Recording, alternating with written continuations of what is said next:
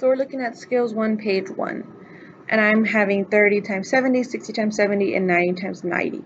So I'm going to continue with the same strategy I like to use, and I like to move my zeros out of the way. So first I like to look at my two numbers here. And I want you to tell me, how many zeros do you see in all? Well, I see 1 here and 1 here. So how many zeros do I have? 2.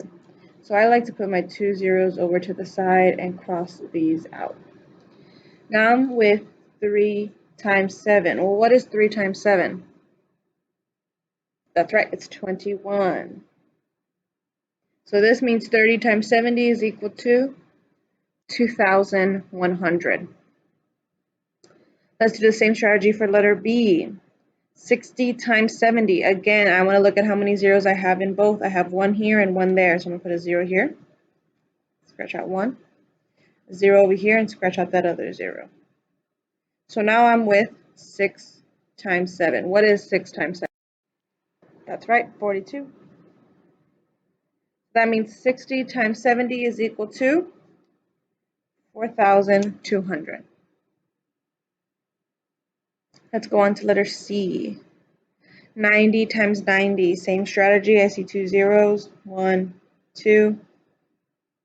Now I have 9 times 9. What is 9 times 9? That's right, it's 81. So that means 90 times 90 is equal to 8,100. Now let's look at letter D. It says round 62 to the nearest 10. Well, here we haven't done rounding in a while, so let's go ahead and talk about that. Let's do some rounding. So let's go ahead and look at 62. I'm going to write 62 right underneath. And we're going to round to our nearest tens place. So which one is in the tens? 2 or 6? That's right, it's 6. So this right here is my tens place. Marker. I have my tens place here, which is a 6. So what do I do in my tens place? I like to go to my neighbors. So I'm going to go over here to my neighbor's house, and this is what's going to help me figure out if I'm going to round up or down. Remember that strategy. If it's 5 or more, we add 1 more. 4 or less, we let it rest.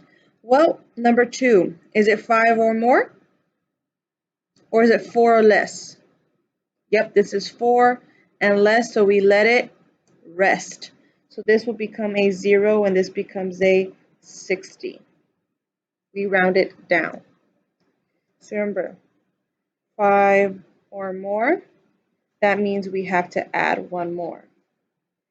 4 or less, we let it rest. Let's go ahead and let's do the next one. It says round 34 to the nearest 10. Again, this is 34 and it's telling me to round it to my nearest tens place. So which number is in my tens place? Which digit? 3 or 4? 4 is in my ones place, so 3 is in my tens. So I underline my 3, and again, same process, I go to my neighbors. So I want you guys to let me know, is this number 5 or more, or is it 4 or less? That's right, it's 4 or less, so we let it rest. So this then becomes a 30, meaning it's going to fall down to a 30 instead of rounding up to a 40. Now it says to multiply the rounded numbers. Now here I can do 60 times 30, and I can do my standard algorithm, or I can do 60 times 30 and use the same strategy I used up here. I know I have how many zeros? I have 2. So I'm going to put 2 here. 1, 2. Now I look at my 6 and look at my 3. 6 times 3 is? That's right, it's 18. So my product is 1,800. Remember, the product is the answer to a multiplication problem. Awesome.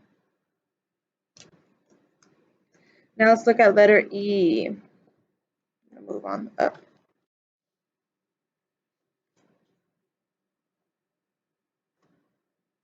Round 28 to the nearest 10. So same process. So I'm going to get 28, round it to my nearest 10. Again, if I'm rounding it to my nearest tens place, I look for the digit that's in the tens place. Which digit is in the tens place? That's right, my 2 is. So then I have to go to my neighbor, and my neighbor is number 8. So again, I want us to think: is this five? Is this number 8 5 or more, or is it 4 or less? Remember, any number 4 or less is between 1, 2, 3, and 4. Anything 5 or more is 5, 6, 7, 8, 9. So what number would this fall into? That's right, it would fall into the 5 or more. We add 1 more. So that means we're going to add 1 to our tens, and this then becomes a 30. We're rounding it up. Let's do the same thing to 54. To our nearest tens again, we underline our tens place, go to the neighbors. And we ask you again, is this number 5 or more, or 4 or less? Well, this number is 4, so it falls under 4 or less, so we let it rest, meaning we just let it be, and this stays a 50. Now here it says to multiply the rounded numbers. Again, I can do standard algorithm or area model. Oh, sorry. Let me rewrite that. 30 times 50. I can also use an area model. Or I can simply do 30 times 50 and use that same strategy I used for my problem up here, an ABC. Check how many zeros I have. I have 1, 2. 3 times 5 is 15. So the product is 1,500. Now let's go ahead and look at letter F.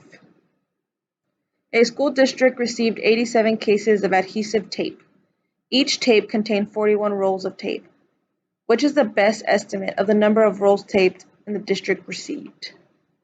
So I have 87 cases of adhesive tape, and each one contains 41 rolls. So I want to find the estimate. So this is what I'm going to do. I'm going to grab my 87 and my 41.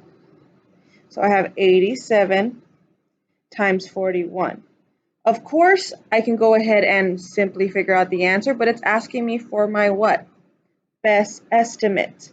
So that means I have to estimate or round.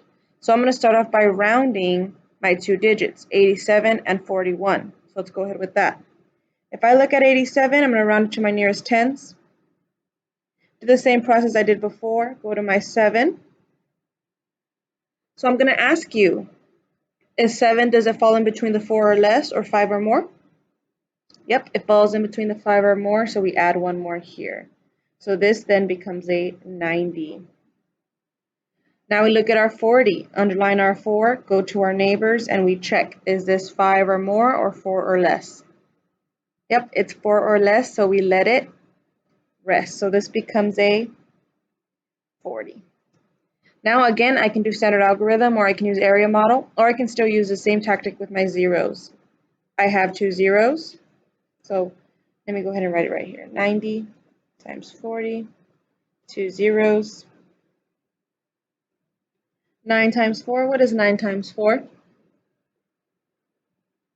That's right, it is 36. So which is 3,600. Which one best matched that? Letter D.